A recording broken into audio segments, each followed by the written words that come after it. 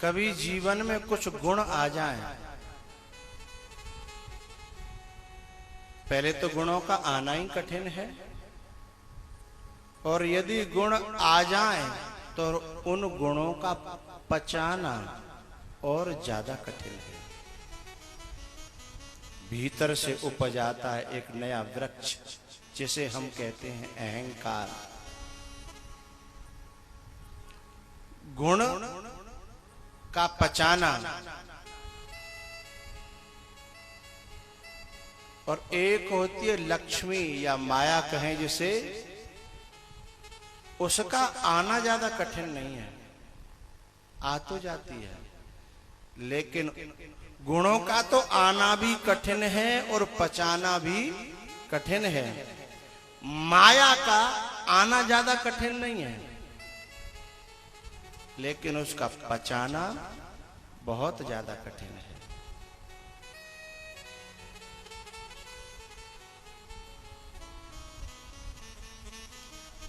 एक दोहा था, मुझे याद नहीं है पूरा। 9 प्रकार के धन ऐसे होते हैं जो ठहरते नहीं हैं।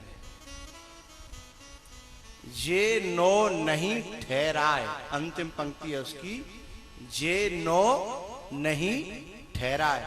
उसमें 3-4 मुझे याद है। जुआ से पाया हुआ धन कभी नहीं ठहरेगा। दलाली से पाया हुआ धन, आगे वाली तुम बोलो, कभी नहीं ठहरेगा। नाठ का धन, नाठ जानते हो? नाठ का धन कभी नहीं ठहरेगा। किसी मंदिर, मस्जिद, गुरुद्वारा, आश्रम से मिला हुआ धन, बोलो बोलो, कभी नहीं ठहरेगा।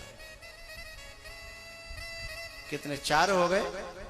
इतने याद है मुझे। ऐसे 9 धन हैं, 9 प्रकार के। ये 9 नहीं ठहरा। ये 9 धन कमा कितना भी लेना, लेकिन इन्हें कोई रोक नहीं सकता, इन्हें कोई पचा नहीं सकता। और इस धन में से यदि किसी साधु और ब्राह्मण ने खाया, और यदि उसने गायत्री मंत्र का जाप नहीं किया, उसने यदि साधना नहीं किया, तो उसकी बुद्धि भी भ्रष्ट हो जाएगी। इसलिए पहले जो साधु ब्राह्मण थे ना, ये हर जगह का भोजन तो दूर, पानी भी नहीं पिया करते थे, क्योंकि इन्हें सबसे ज्यादा अपनी बुद्धि की साधना करनी होती है। क्योंकि हम लोग लाखों रुपए खर्च करते हैं अपने घर को सेट करने में, लाखों रुपए खर्च करते हैं घर को सही करने में, गाड़ी सही करने में, और ऑफिस सही करने में, सेट करने में लाखों रुपए खर्च करते हैं। लेकिन मैं ये चाहता हूं कि ये 4 इंच की जो खोपड़ी है ना, इसे सेट करने में कभी हमने धन को खर्च नहीं किया है। ये करना आ जाए, ये सेट हो जाए ना, तो ये सारी चीज अपने आप सेट हो जाएंगे। न जाने कितने सेट खरीदने के बाद, sofa set, TV set, cup का सेट, न जाने कितने सेट खरीदने के बाद फिर भी आदमी कहता है हम तो बहुत अपसेट हैं। अरे तेरे घर में इतने सेट हैं फिर भी तू अपसेट है, क्योंकि इस 4 इंच की खोपड़ी को सेट करने के लिए कभी खर्चा ही नहीं किया। यदि इसे सही करने के लिए खर्च कर लिया होता, तो भले ही कितने भी घर में सेट न होते, लेकिन तू तो सेट होता, कम से कम तू तो अपसेट न होता है? आदमी अपसेट हो गया है। तो ये जो अजामिल था ना, न जाने कैसा, हमारे गांव में बड़े बूढ़े कहते थे कि भाई देखो, धान को धाने देख के खइयो, धान को धान है देख के खइयो। हाँ, तो अजामिल कुछ ऐसा ही जीवन में कुछ आहार कर गया। और मैं तो इससे और आगे की बात कहना चाहता हूं, इससे थोड़ा सा आगे की बात। क्या अजामिल के प्रसंग में हम समझ रहे हैं कि उसने कुछ अन्न ग्रहण कर लिया था, गलत। केवल अन्न ग्रहण करने को आहार नहीं कहता, मैं अपनी बात कर रहा हूं। मैं 4 प्रकार के आहार मानता हूं।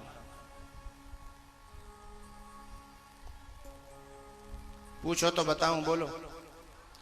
वे चारों प्रकार के आहार यदि ठीक हैं तो दुनिया की कोई ताकत उस व्यक्ति को बर्बाद नहीं कर सकती, वो आबाद ही होगा। ये 4 आहार ठीक हों। पहला आहार तो आप जानते ही हो, ये हम जो भी जीव से लेते हैं ना, जो भी मुख से लेते हैं, वो पहला आहार है। दूसरा, हम आंखों से जो भी ले रहे हैं, भीतर ले जा रहे हैं। आप इस समय आंखों से मुझे भीतर ले जा रहे हो। लोचन मग, लोचन मग राम ही उर आनी, लोचन मग। आंखों के मार्ग से आप आहार कर रहे हो इस समय। कभी ये आहार करते हो, कभी दूसरे आहार करते हो। दूसरा आहार है ये आंखों का। तीसरा आहार है कानों का। तीसरा आहार कानों का। अभी आप आहार कर रहे हो कि नहीं कर रहे हो? हाँ ना तो बोलो जी, कर रहे हो। ये सात्विक आहार है। सात्विकान्येव सेवेत पुमान् सत्व विविद्धे। जो सात्विक सेवन करेगा वो साधु हो जाएगा, संत हो जाएगा, महान व्यक्ति बन जाएगा। और जो तामसिक सेवन करेगा वो असाधु हो जाएगा, असज्जन हो जाएगा। आप जितने भी लोग यहां बैठे हो, उन्होंने कानों का आहार कर करके और जैसा आहार किया था वो वैसा ही बन गया। जैसा आहार किया था। एक बार क्या हुआ,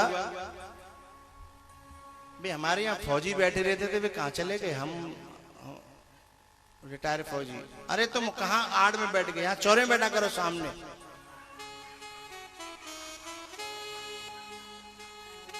हाँ यहाँ बैठा करो। तुम समझ लो नगला सेवाराम के जामवंत हो, जामवंत। हाँ जामवंत। हाँ? ये बालक आपकी बहुत प्रशंसा करते हैं हमारे। बोले इतना आपके अंदर जो जोश इस उम्र में भी। वैसे कहते हैं फौजी कितनो बूढ़ो है जा, पर फौजी फौजी रहता है, वो जोश उसके अंदर रहता है। हाँ? तो तुमको इसलिए तुम्हारी याद आई कि एक दृष्टांत मैं आर्मी का कह रहा हूं। आर्मी में क्या हुआ, एक सिपाही जो है और एक कुआं में गिर गया। पानी का कुआं था, उसमें गिर गया। उसके संग के 2-4 और भी सैनिक थे और उन सैनिकों ने एकदम रस्सी डाली और उसने नीचे से पकड़ ली। अब उससे कह दिया कि भाई तो पे चढ़े नहीं जा रहा तू, और पकड़ के रख, हम खींच लेंगे तेरे को ऊपर। तो वो उसे ऊपर खींच रहे थे। तब तक क्या हुआ, अधिकारी को पता लगा कि हमारा सैनिक कुआं में गिर गया। वो दौड़ा दौड़ा आया और दौड़ा दौड़ा आया और उसने कुआं से उझक करके नीचे को और कहा शाबाश शाबाश। और जैसी बान शाबाश गई तो बान अपने सर को देखा तो रस्सा छूट गया, सलूट करने लग गया। सलूट किया तो दम से नीचे पहुंच गया। सर ने कहा कि क्या हुआ? अरे बोले आपने तो आके गिरा दिया। आप निकालने आए थे लेकिन आपने तो गिराया, सर ने नहीं था। अब मैं समझे एक काम की बात कहनी है। कानों के माध्यम से आहार गया था। कई महीने ट्रेनिंग चली थी ना, तब ये आहार दिया गया था कि सर के आगे आते ही क्या करना है। हाँ, तो वो जो आहार था इतने दिनों का, उसने इतनी अंदर जगह बना ली, इतनी अंदर बना ली कि उसके सामने आदमी ये भी भूल गया कि मैं रस्से पे लटका हुआ हूं, मुझे क्या करना चाहिए क्या नहीं करना चाहिए।